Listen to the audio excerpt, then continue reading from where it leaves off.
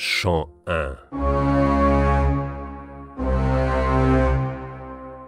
Strophe 9. Je me propose, sans être ému, de déclamer à grande voix la strophe sérieuse et froide que vous allez entendre. Vous, faites attention à ce qu'elle contient et gardez-vous de l'impression pénible qu'elle ne manquera pas de laisser comme une flétrissure dans vos imaginations troublées. Ne croyez pas que je sois sur le point de mourir, car je ne suis pas encore un squelette, et la vieillesse n'est pas collée à mon front.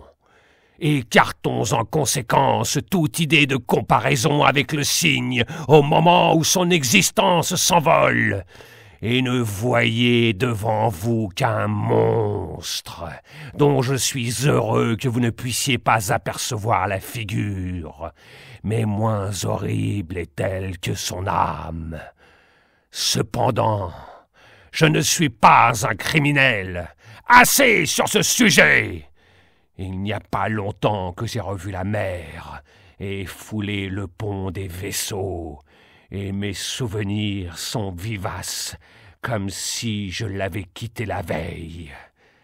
Soyez néanmoins, si vous le pouvez, aussi calme que moi dans cette lecture que je me repens déjà de vous offrir, et ne rougissez pas à la pensée de ce qu'est le cœur humain. Ô poulpe, au regard de soi, toi dont l'âme est inséparable de la mienne, toi le plus beau des habitants du globe terrestre et qui commande à un sérail de 400 ventouses, toi en qui siègent noblement, comme dans leur résidence naturelle, par un commun accord, d'un lien indestructible, la douce vertu communicative et les grâces divines. Pourquoi n'es-tu pas avec moi, ton ventre de mercure contre ma poitrine d'aluminium, assis tous les deux sur quelque rocher du rivage, pour contempler ce spectacle que j'adore? Vieil océan, aux vagues de cristal, tu ressembles proportionnellement à ces marques azurées que l'on voit sur le dos meurtri des mousses. Tu es un immense bleu appliqué sur le corps de la terre. J'aime cette comparaison. Ainsi, à ton premier aspect, un souffle prolongé de tristesse, qu'on croirait être le murmure de ta brise suave, passe, en laissant des ineffaçables traces sur l'âme profondément ébranlée, et tu rappelles au souvenir de tes amants, sans qu'on s'en rende toujours compte, les rudes commencements de l'homme, où il fait connaissance avec la douleur qui ne le quitte plus. Je te salue, vieil océan. Vieil océan, ta forme harmonieusement sphérique qui réjouit la face grave de la géométrie ne me rappelle que trop les petits yeux de l'homme, pareils à ceux du sanglier pour la petitesse et à ceux des oiseaux de nuit pour la perfection circulaire du contour. Cependant, l'homme s'est cru beau dans tous les siècles. Moi, je suppose plutôt que l'homme ne croit à sa beauté que par amour-propre, mais qu'il n'est pas beau réellement, et qu'il s'en doute. Car pourquoi regarde-t-il la figure de son semblable avec tant de mépris?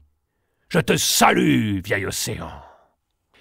Vieil océan, tu es le symbole de l'identité, toujours égal à toi-même. Tu ne varies pas d'une manière essentielle, et si tes vagues sont quelque part en furie, plus loin, dans quelque autre zone, elles sont dans le calme le plus complet. Tu n'es pas comme l'homme qui s'arrête dans la rue pour voir deux bulldogs s'empoigner au cou, mais qui ne s'arrête pas quand un enterrement passe, qui est ce matin accessible et ce soir de mauvaise humeur, qui rit aujourd'hui et pleure demain. Je te salue, vieil océan. Vieil océan, il n'y aurait rien d'impossible à ce que tu caches dans ton sein de futures utilités pour l'homme. Tu lui as déjà donné la baleine. Tu ne laisses pas facilement deviner aux yeux avides des sciences naturelles les 1000 secrets de ton intime organisation. Tu es modeste. L'homme se vante sans cesse, et pour des minuties. Je te salue, vieil océan. Vieil océan, les différentes espèces de poissons que tu nourris n'ont pas juré fraternité entre elles. Chaque espèce vit de son côté. Les tempéraments et les conformations qui varient dans chacune d'elles expliquent d'une manière satisfaisante ce qui ne paraît d'abord qu'une anomalie. Il en est ainsi de l'homme qui n'a pas les mêmes motifs d'excuse. Un morceau de terre est-il occupé par 30 millions d'êtres humains ? Ceux-ci se croient obligés de ne pas se mêler de l'existence de leurs voisins, fixés comme des racines sur le morceau de terre qui suit. En descendant du grand au petit, chaque homme vit comme un sauvage dans sa tanière, et en sort rarement pour visiter son semblable, accroupi pareillement dans une autre tanière. La grande famille universelle des humains est une utopie digne de la logique la plus médiocre. En outre, du spectacle de tes mamelles fécondes se dégage la notion d'ingratitude, car on pense aussitôt à ses parents nombreux, assez ingrats envers le Créateur, pour abandonner le fruit de leur misérable union. Je te salue, vieil océan! Vieil océan! Ta grandeur matérielle ne peut se comparer qu'à la mesure qu'on se fait de ce qu'il a fallu de puissance active pour engendrer la totalité de ta masse. On ne peut pas t'embarrasser d'un coup d'œil. Pour te contempler, il faut que la vue tourne son télescope par un mouvement continu vers les 4 points de l'horizon. De même qu'un mathématicien, afin de résoudre une équation algébrique, est obligé d'examiner séparément les divers cas possibles avant de trancher la difficulté. L'homme mange des substances nourrissantes et fait d'autres efforts, dignes d'un meilleur sort, pour paraître gras. Qu'elle se gonfle tant qu'elle voudra, cette adorable grenouille. Sois tranquille. Elle ne t'égalera pas en grosseur, je le suppose du moins. Je te salue, vieil océan. Vieil océan, tes eaux sont amères. C'est exactement le même goût que le fiel que distille la critique sur les beaux-arts, sur les sciences, sur tout. Si quelqu'un a du génie, on le fait passer pour un idiot. Si quelque autre est beau de corps, c'est un bossu affreux. Certes, il faut que l'homme sente avec force son imperfection, dont les 3/4 d'ailleurs ne sont dus qu'à lui-même, pour la critiquer ainsi. Je te salue, vieil océan. Vieil océan, les hommes, malgré l'excellence de leurs méthodes, ne sont pas encore parvenus, aidés par les moyens d'investigation de la science, à mesurer la profondeur vertigineuse de tes abîmes. Tu en as que les sondes les plus longues, les plus pesantes, ont reconnu inaccessibles. Aux poissons, ça leur est permis, pas aux hommes. Souvent, je me suis demandé quelle chose était le plus facile à reconnaître. La profondeur de l'océan ou la profondeur du cœur humain. Souvent, la main portée au front, debout sur les vaisseaux, tandis que la lune se balançait entre les mâts d'une façon irrégulière, je me suis surpris, faisant abstraction de tout ce qui n'était pas le but que je poursuivais, m'efforçant de résoudre ce difficile problème. Oui, quelle est le plus profond, le plus impénétrable des deux, l'océan ou le cœur humain. Si 30 ans d'expérience de la vie peuvent jusqu'à un certain point pencher la balance vers l'une ou l'autre de ces solutions, il me sera permis de dire que malgré la profondeur de l'océan, il ne peut pas se mettre en ligne quant à la comparaison sur cette propriété avec la profondeur du cœur humain. J'ai été en relation avec des hommes qui ont été vertueux. Ils mouraient à 60 ans, et chacun ne manquait pas de s'écrier « Ils ont fait le bien sur cette terre !» C'est-à-dire qu'ils ont pratiqué la charité. Voilà tout. Ce n'est pas malin. Chacun peut en faire autant. Qui comprendra pourquoi deux amants qui s'idolâtraient la veille, pour un mot mal interprété, s'écartent l'un vers l'Orient, l'autre vers l'Occident, avec les aiguillons de la haine, de la vengeance, de l'amour et du remords, et ne se revoient plus, chacun drapé dans sa fierté solitaire.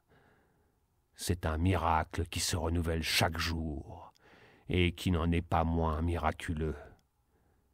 Qui comprendra pourquoi l'on savoure non seulement les disgrâces générales de ses semblables, mais encore les particulières de ses amis les plus chers, tandis que l'on en est affligé en même temps. Un exemple incontestable pour clore la série. L'homme dit hypocritement oui et pense non. C'est pour cela que les marcassins de l'humanité ont tant de confiance les uns dans les autres et ne sont pas égoïstes. Il reste à la psychologie beaucoup de progrès à faire. Je te salue, vieil océan. Vieil océan, tu es si puissant que les hommes l'ont appris à leurs propres dépens. Ils ont beau employer toutes les ressources de leur génie, incapables de te dominer. Ils ont trouvé leur maître. Je dis qu'ils ont trouvé quelque chose de plus fort qu'eux. Ce quelque chose a un nom. Ce nom est l'océan. La peur que tu leur inspires est telle qu'ils te respectent. Malgré cela, tu fais valser leurs plus lourdes machines avec grâce, élégance et facilité. Tu leur fais faire des sauts gymnastiques jusqu'au ciel et des plongeons admirables jusqu'au fond de tes domaines. Un saltimbanque en serait jaloux. Bienheureux sont-ils quand tu ne les enveloppes pas définitivement dans tes plis bouillonnants pour aller voir sans chemin de fer, dans tes entrailles aquatiques, comment se portent les poissons et surtout comment ils se portent eux-mêmes. L'homme dit « Je suis plus intelligent que l'océan ». C'est possible. C'est même assez vrai. Mais l'océan, lui, est plus redoutable que lui à l'océan. C'est ce qu'il n'est pas nécessaire de prouver. Ce patriarche observateur, contemporain des premières époques de notre globe suspendu, sourit de pitié quand il assiste au combat naval des nations. Voilà une centaine de léviathans qui sont sortis des mains de l'humanité. Les ordres en fatigue des supérieurs, les cris des blessés, les coups de canon, c'est du bruit fait exprès pour anéantir quelques secondes. Il paraît que le drame est fini et que l'océan a tout mis dans son ventre. La gueule est formidable. Elle doit être grande vers le bas, dans la direction de l'inconnu, pour couronner enfin la stupide comédie qui n'est même pas intéressante. On voit au milieu des airs quelques cigognes, attardées par la fatigue, qui se met à crier sans arrêter l'envergure de son vol. Tiens, je la trouve mauvaise. Il y avait en bas des points noirs. J'ai fermé les yeux, ils ont disparu. Je te salue, vieil océan. Vieil océan, ô grand célibataire, quand tu parcours la solitude solennelle de tes royaumes flegmatiques, tu t'enorgueillis à juste titre de ta magnificence native et des éloges vrais que je m'empresse de te donner.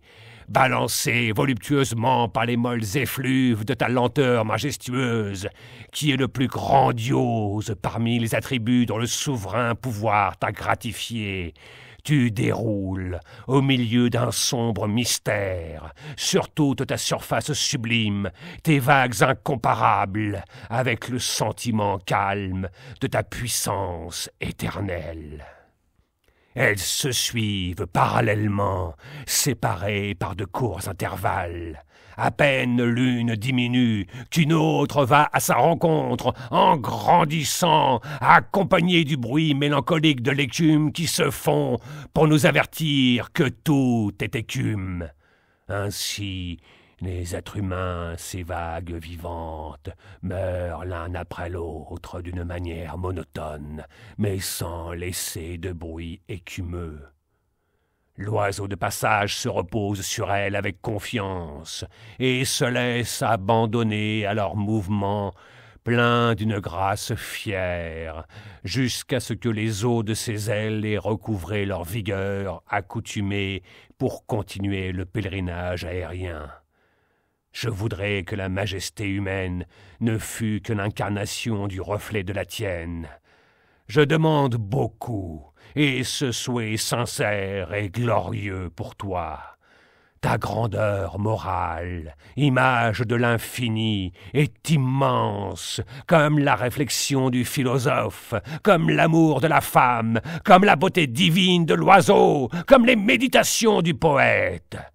Tu es plus beau que la nuit. Réponds-moi, océan, veux-tu être mon frère?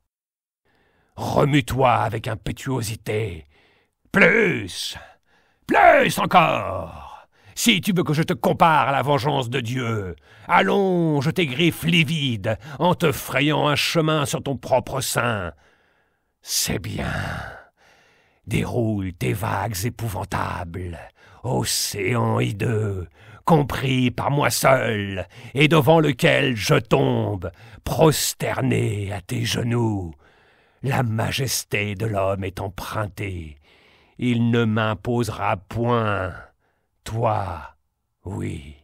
Oh, quand tu t'avances, la crête haute et terrible, entourée de tes replis tortueux comme d'une cour, magnétiseur et farouche, roulant tes ondes les unes sur les autres, avec la conscience de ce que tu es, pendant que tu pousses des profondeurs de ta poitrine, comme accablé d'un remords intense que je ne puis pas découvrir, ce sourd mugissement perpétuel que les hommes redoutent tant, même quand ils te contemplent, en sûreté, tremblant sur le rivage. Alors, je vois qu'il ne m'appartient pas le droit insigne de me dire ton égal. C'est pourquoi, en présence de ta supériorité, je te donnerai tout mon amour, et nul ne sait la quantité d'amour que contiennent mes aspirations vers le beau. Si tu ne me faisais douloureusement penser à mes semblables, qui forment avec toi le plus ironique contraste, l'antithèse la plus bouffonne que l'on ait jamais vue dans la création, je ne puis pas t'aimer. Je te déteste. Pourquoi reviens-je à toi, pour la 1000e fois, vers tes bras amis qui s'entrouvent, pour caresser mon front brûlant, qui voit disparaître la fièvre à leur contact? Je ne connais pas ta destinée cachée. Tout ce qui te concerne m'intéresse. Dis-moi donc, si tu es la demeure du prince des ténèbres. Dis-le-moi, océan, à moi seul, pour ne pas attrister ceux qui n'ont encore connu que des illusions. Et si le souffle de Satan crée les tempêtes qui soulèvent tes eaux salées jusqu'aux nuages, il faut que tu me le dises, parce que je me réjouirai de savoir l'enfer si près de l'homme. Je veux que celle-ci soit la dernière strophe de mon invocation.